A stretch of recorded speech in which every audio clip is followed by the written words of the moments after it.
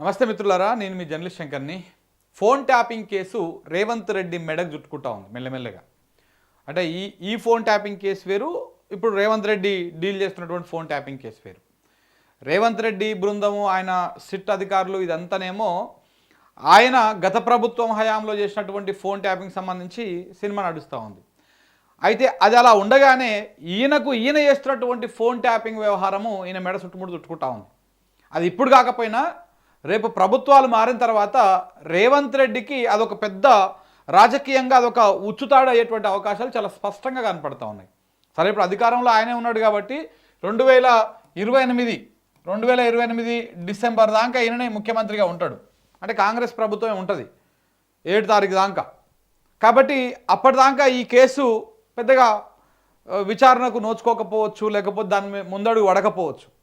కానీ ఇప్పుడు ఏదైతే మంత్రుల ఫోన్లను ఇద్దరు మంత్రులు మాట్లాడుకుంటుంటే రేవంత్ రెడ్డి గారు ఆ ఫోన్ విన్నాడో, ఆ వ్యవహారాన్ని, దాంతోపాటు మీనాక్షి నటరాజన్ గారి ఫోన్ వ్యవహారాన్ని, అలాగే మొన్న బీఆర్ఎస్ ఎమ్మెల్యేలు ఆరోపించినట్టు హీరోయిన్ల ఫోన్లను విన్నటువంటి వ్యవహారము, అలాగే ఏదైతే కాంగ్రెస్ పార్టీలో చాలా కీలకమైనటువంటి నాయకులు మంత్రుల ఫోన్లను వింటున్నటువంటి వ్యవహారం మొత్తాన్ని కూడా అది ఇప్పుడు కాకపోయినా ఈయన ప్రభుత్వం మారిన తర్వాతనైనా ఈయన మెడకు చుట్టుకోవడానికి ఒక బలమైనటువంటి కేసు అయితే ఇది కాబోతా ఉన్నది. దానికి సంబంధించినటువంటి బీజాన్ని వేసొచ్చింది ఇవాళ ఆర్ఎస్ ప్రవీణ్ కుమార్.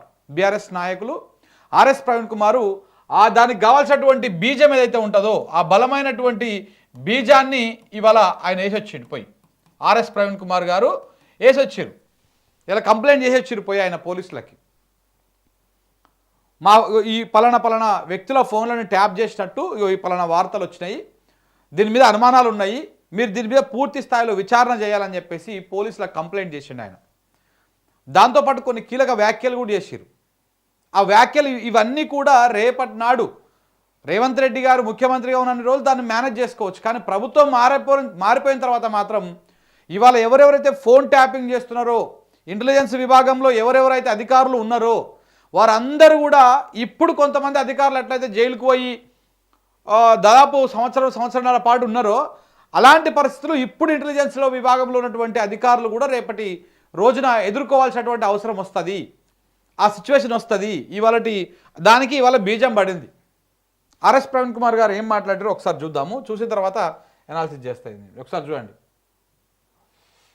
కాంగ్రెస్ పార్టీ అధికారంలోకి వచ్చినప్పటి నుండి విచ్చలవిడిగా ఫోన్లు ట్యాప్ చేస్తా ఉన్నది.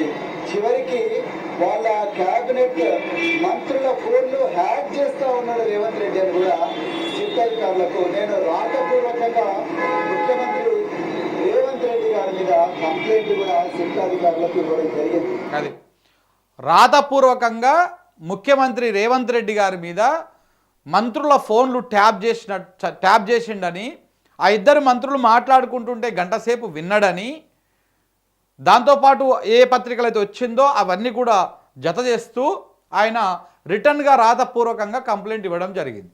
ఇది చాలా పెద్ద బీజం పడ్డాడు అనమాట దీనికి. నేను సౌత్ ఫస్ట్ పోస్టులో వచ్చినట్టుగా నేను ఆ ఎవిడెన్స్ తో సహా సిట్ అధికారులకు ఈ కంప్లైంట్ ఇవ్వడం జరిగింది.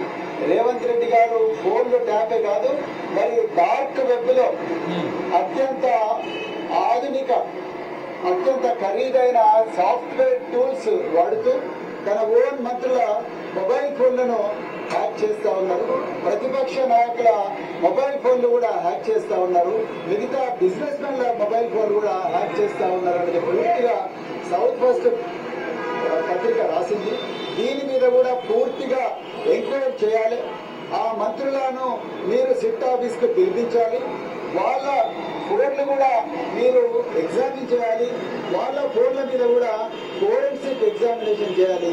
వాళ్ళ ఫోన్లలోకి ఏ విధంగా మరి సాఫ్ట్వేర్ మాల్వేర్ పంపించిన విషయాల మీద కూడా పూర్తిగా ఎగ్జామిన్ చేయాలని చెప్పేసి కూడా నేను సిట్ అధికారులను కోరడం జరిగింది.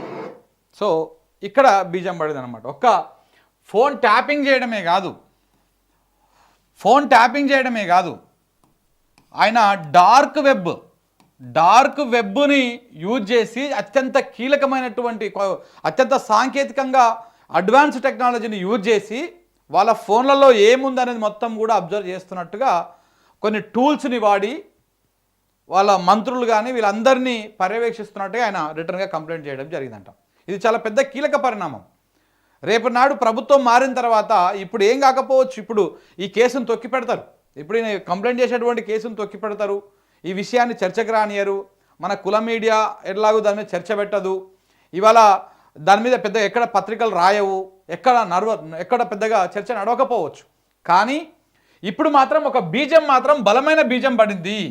రేపు రేవంత్ రెడ్డి ఈ సంవత్సరం 2 సంవత్సరాల కాలంలో ఏ ఫోన్ ట్యాపింగ్ కేసుని అడ్డం పెట్టుకొని రాజకీయంగా లబ్ధి పొందడము, లేకపోతే ఆర్థికంగా లబ్ధి పొందడము, లేకపోతే సామాజికంగా ఒక కులాన్ని బదనాం చేయడము, ఇవన్నీ చేసిండో రేపు రేవంత్ రెడ్డి అధికారం నుంచి దిగిపోయినాక అదే పరిస్థితి రేవంత్ రెడ్డికి రావడానికి ఒక బీజం అయితే పడింది. దానికి రేవంత్ రెడ్డికే ఆయననే ఒక అవకాశాన్ని, ఒక అస్త్రాన్ని ఇచ్చిండు ప్రతిపక్ష బీఆర్ఎస్ పార్టీకి. ఎందుకంటే ఫోన్ ట్యాపింగ్ చేస్తున్నా అని చెప్పేసి ఆయనే బయటపడ్డాడు. ఢిల్లీలో ఆ రిపోర్టర్ తోటి మాట్లాడకపోయి ఉంటే ఈ సినిమా ఏడిదే కాదు. ఢిల్లీలో ఆ రిపోర్టర్ని పట్టుకొని నువ్వు ఎందుకు హరీష్ రావుతో మాట్లాడుతున్నావు, దేనికి మాట్లాడుతున్నావు మాట్లాడడంతో రేవంత్ రెడ్డి ఫోన్లు ట్యాప్ చేస్తున్నాడు అనేది అర్థమైపోయింది. మాలాంటి వాళ్ళు చాలామంది గతంలో ఆరోపణలు చేసినప్పటికీ ఆయనే అక్కడ ఆయన వాస్తవాలతో బయటపడ్డాడు. దాని తర్వాత అది జరిగినటువంటి కొన్ని రోజులకే ఈ సౌత్ ఫస్ట్ అనేటువంటి పత్రిక రేవంత్ రెడ్డి ఎప్పుడు ఏ టైంలో ఏ రకంగా మంత్రుల ఫోన్లు విన్నాడో అక్యురేటెడ్గా రాయడం జరిగింది. దాని మీద ఏ మంత్రులు మాట్లాడరు, ఎవరు మాట్లాడరు, కనీసం స్పందన కూడా లేదు. దాంతోపాటు మీనాక్షి నటరాజన్ ఫోన్లను కూడా ట్యాప్ చేశారని చెప్పేసి బీఆర్ఎస్ పార్టీ నాయకులు ఆరోపిస్తూ ఉన్నారు.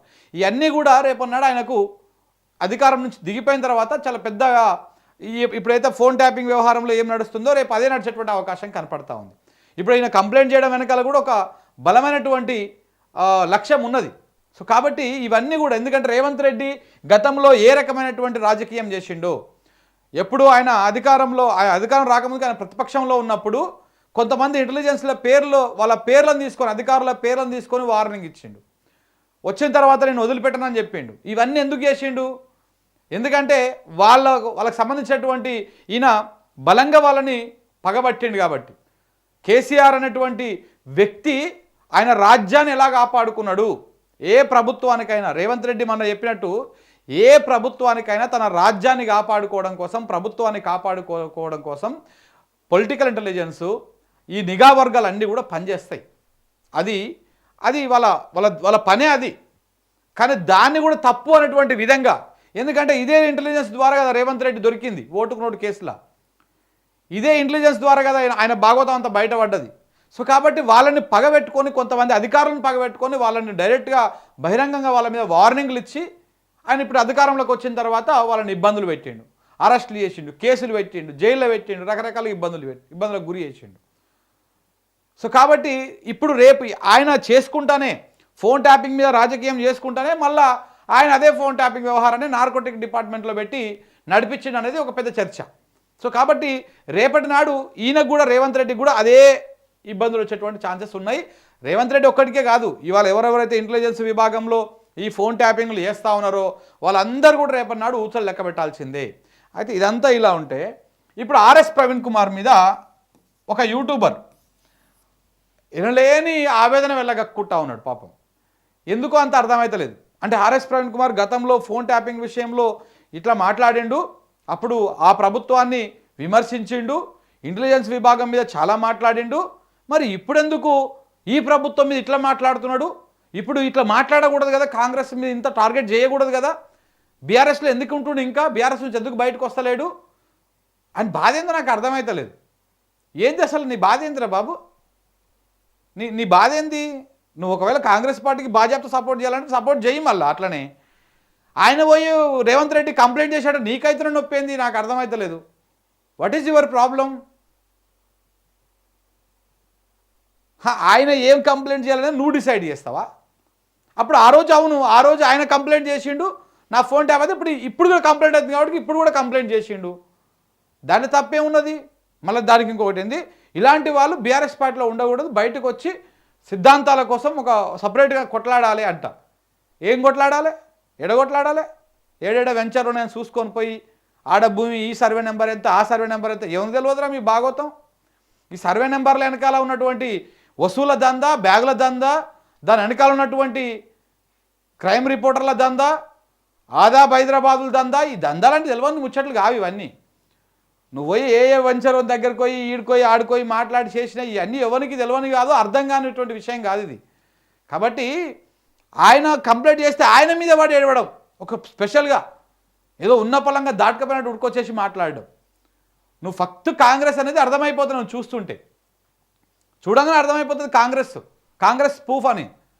మొన్న రేవంత్ రెడ్డి మీద ఆరోపణలు వచ్చినాయి ఫోన్ ట్యాపింగ్ మీద.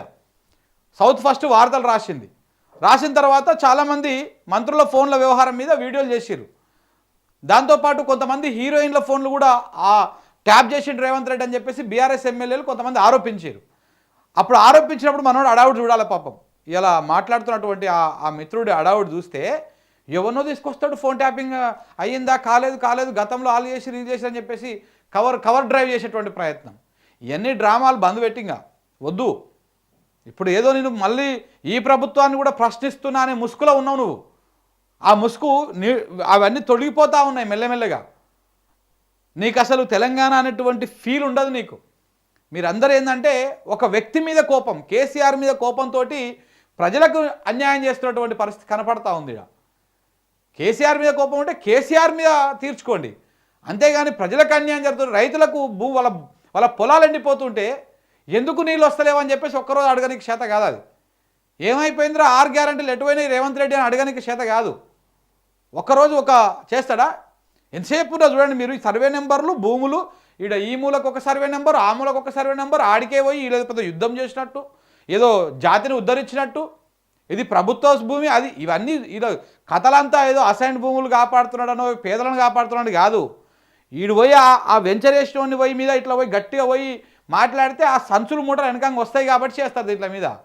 ఈ దందాలంతా జర్నలిజంలో తెలియని ఇవన్నీ చిన్నపిల్లలు అందరూ అడిగినా చెప్తారు. సో కాబట్టి ఇదంతా కూడా ఒక నాయకుని ప్రొవోక్ చేసేంత సినిమా నీకు లేదు. నీకు రేవంత్ రెడ్డిది మంచిగా ఉంటే నువ్వు పోయి తిన్నావు కదా ఆల్రెడీ 1-2 సార్లు. ఇంట్లోకి పోయి నీది బాగుంది అన్న, నీ మటన్ మంచిగా ఉంది, నీ ముక్కలు మంచిగా ఉన్నాయి అని చెప్పేసి తిన్నావు కదా పూరీలు కూడా. అట్లా తినిపోయి నాకు ఎవడొద్దంటున్నాడు నిన్ను. ఇంకా సిగ్గు లేకుండా ఇంకా వచ్చి మళ్ళీ మాట్లాడు. ఏమనిపిస్తలేదారా కొంచెం కూడా? Waste fellow.